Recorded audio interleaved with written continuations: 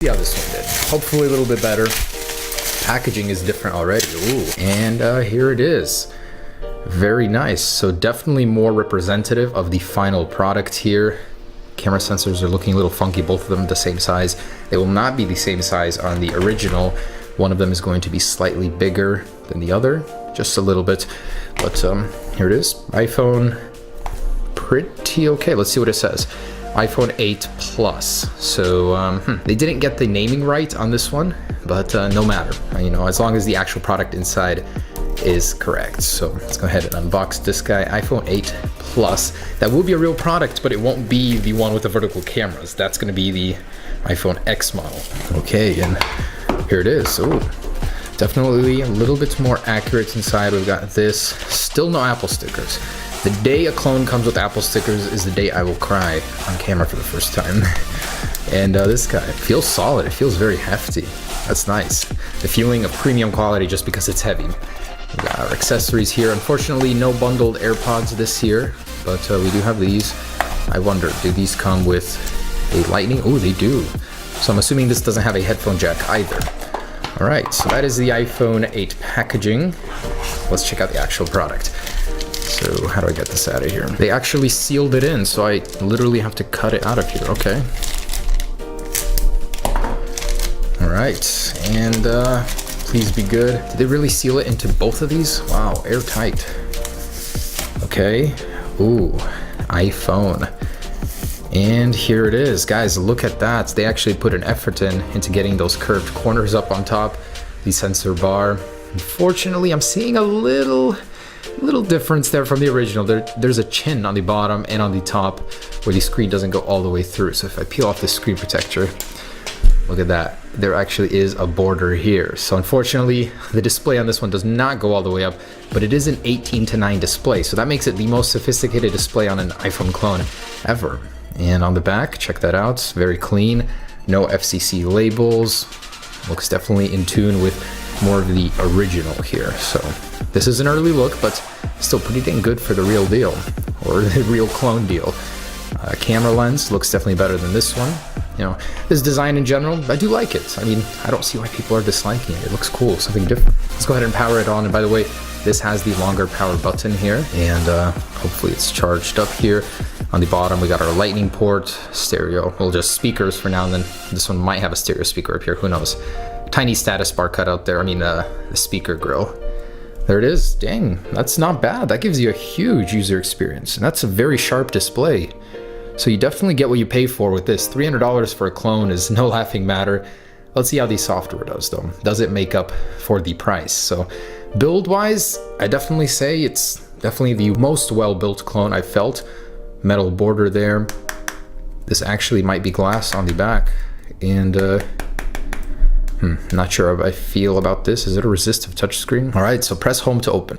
They actually included a virtual on-screen home button on this guy. And as we saw in some of the earlier concepts, that is how you're going to operate the home button on this one.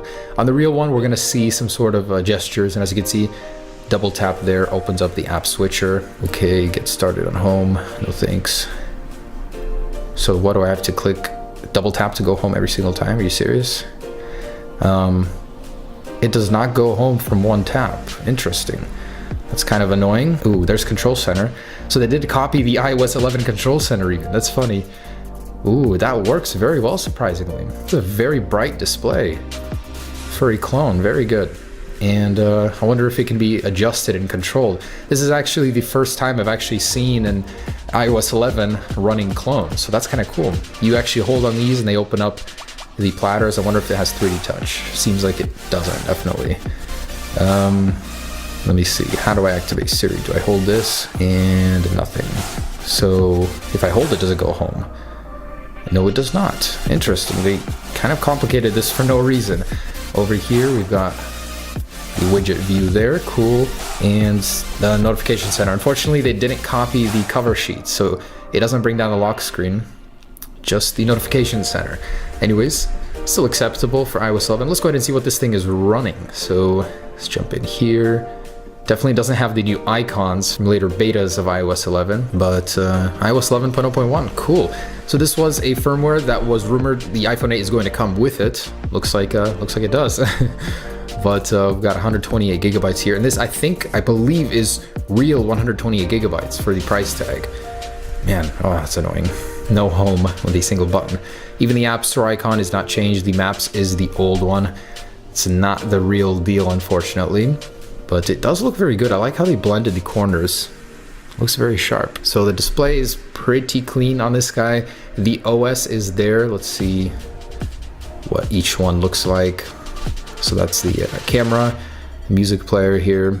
Wow, they really went above and beyond to copy all of those. That's cool. Let's see if they got the new App Store or if that's just a Play Store. Oh, wow.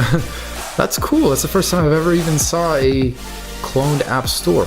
Let me connect it to Wi-Fi and see if it actually works. Oh, home button started working.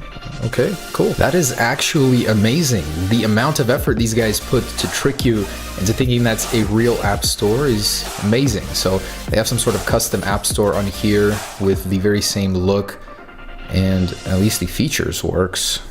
Categories, yeah, so this thing actually works.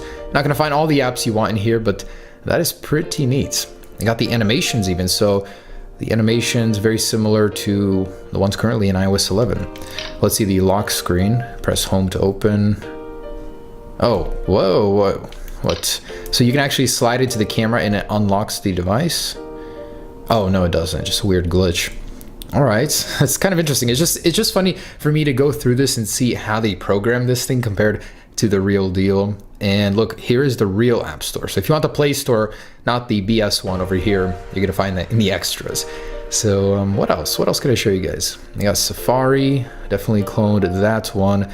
The phone application. Let's see if they got a dark mode in here. Did these guys put a dark mode in before Apple even? Unfortunately, none of that. And automatic backlight setting is still in here. They didn't move it. Let's see what kind of wallpapers they got in here. If they got the same. Yeah, they actually got the same. So none added, none removed either. That's funny, they even copied the iOS 11 calculator look. So that attention to detail certainly is there. Unfortunately, I wasn't able to get Siri working, which I'm sure they don't even have. It'll probably be a Google Now overlay. Let's go ahead and see how fast this thing is and what it's actually running. And they do actually have a fake 3D touch. So you hold and long press on an icon. I'm guessing if you keep pressing it, you can wiggle it. Or no, I guess not. You can't wiggle that one, but you can wiggle others that don't have that menu. And pretty responsive. Sorry, I keep getting distracted here, but this is hilarious. They actually want you to believe that Touch ID is working on this virtual home screen button. So it's scanning it, adjusting my grip. And what a dream this would be if this was real, but that'd be so funny. A clone comes to market with an under the screen embedded fingerprint sensor before Apple. And let's go ahead and see if this works. And I tried to see if there was any iris sort of facial unlock system. Unfortunately, there isn't.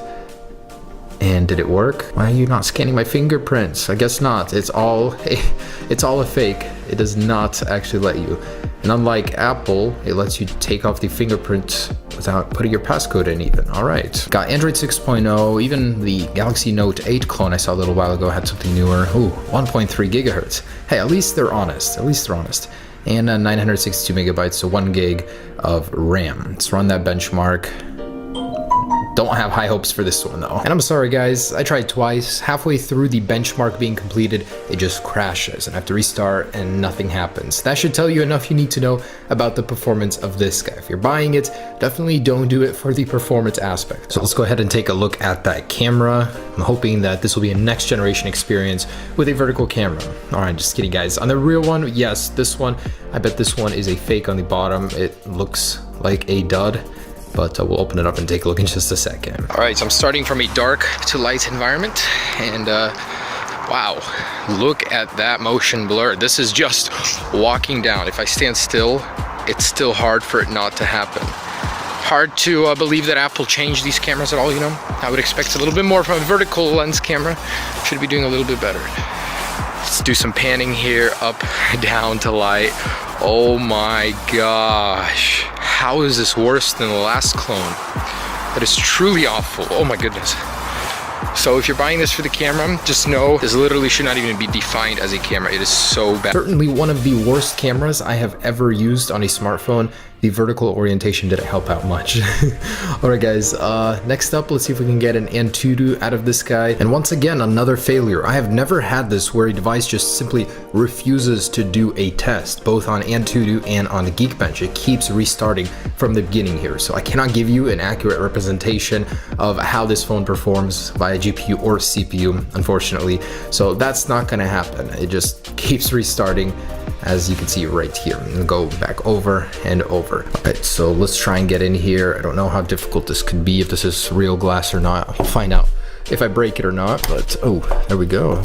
Not too difficult. And here it is. So disassembly. Oh, so that is plastic. It's not glass. It's very different inside from other clones that I've seen actually.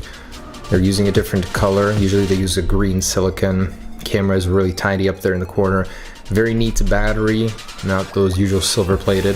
It looks very clean inside. I like that. For a clone, that's very impressive. So this one is more reminiscent of an iPhone inside. Usually they're split up with a whole logic board down here and then the battery up here or vice versa. And this one is all over the place. It's kind of cool. Can't tell if this is a dud though. Most likely it is, as the camera is straight awful. We have little slots here for an SD card if you want to expand your storage.